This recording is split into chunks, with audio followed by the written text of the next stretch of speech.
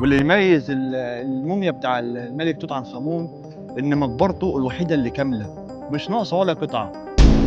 ايه ده؟ ايه ده يا نهار اسود؟ ده في كمين. طب هنعمل ايه دلوقتي؟ بص يا ابني معايا كده، ده المتحف المصري الكبير، وده الكنز بتاع الملك توت. وكده وعلى كلام الخريطة دي يبقى المفروض الموميا دي قدامنا. الله الله الله أكبر.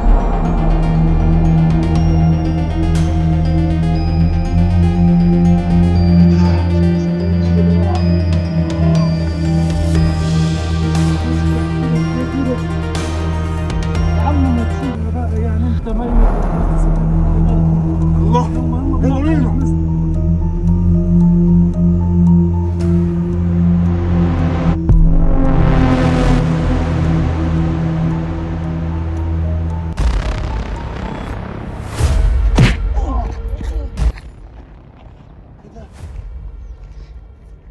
يا عمو في حاجة وقعت منك، في حاجة وقعت منك.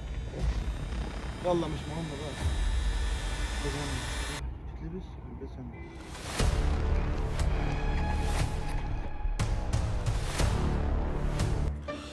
البسها. أخيرا الواحد خرج بره البيت ومشاكل البيت والقرف، لما يروق على حاله كده وياخد نفس أحسن. ده إيه ده؟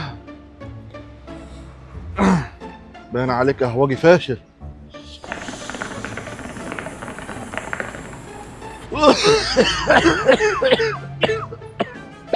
تعالى نشوف الأخبار. خبر عاجل: أنباء عن سرقة كنز الملك توت عنخ آمون من المتحف المصري الكبير.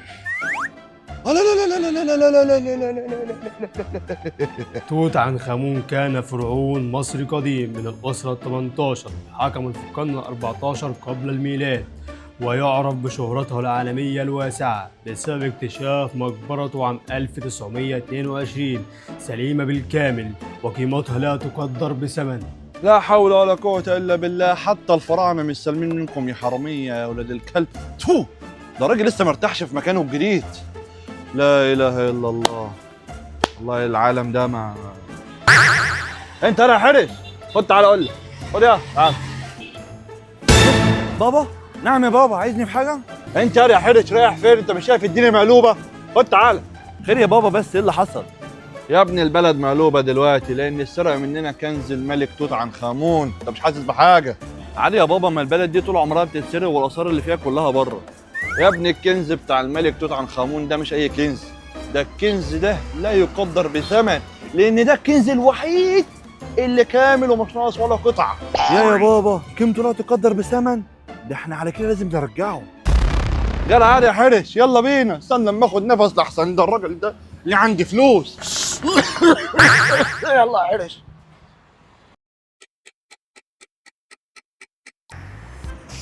استنى يلا يا حرش، انا اعرف واحد زميلي شغال ضابط في امن القوات البحريه في الطيارات للزراعه. طب هو ليه هيعلق كل ده امتى يا بابا؟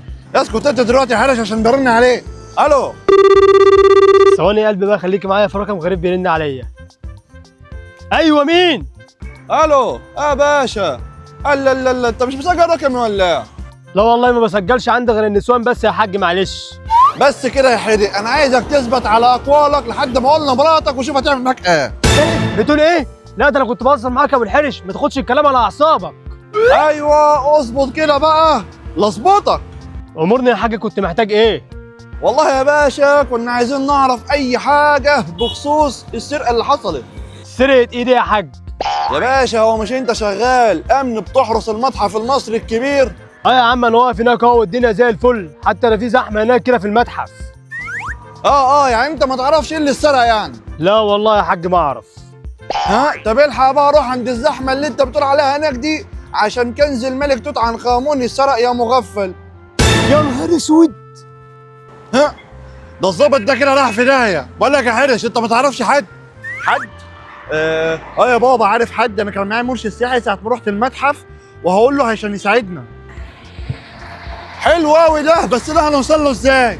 سهل يا بابا، احنا نروح المتحف ونسال هناك، اكيد هنلاقيه. عندك حق، ماشي يلا بينا يا بابا.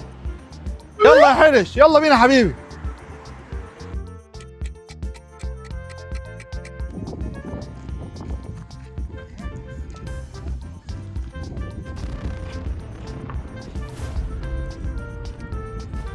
ايه ده؟ انت جايب لي الصوره دي منين ياض؟ دي؟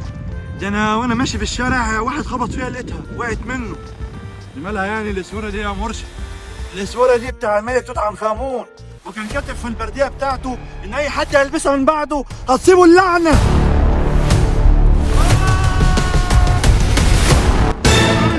ابني فين يا مرشد؟ الواد راح فين؟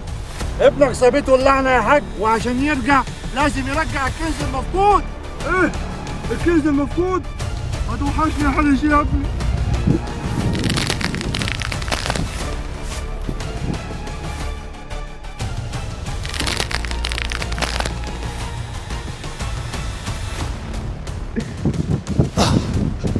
ايه ده؟ انا اللي جابني هنا؟ ايه المكان ده؟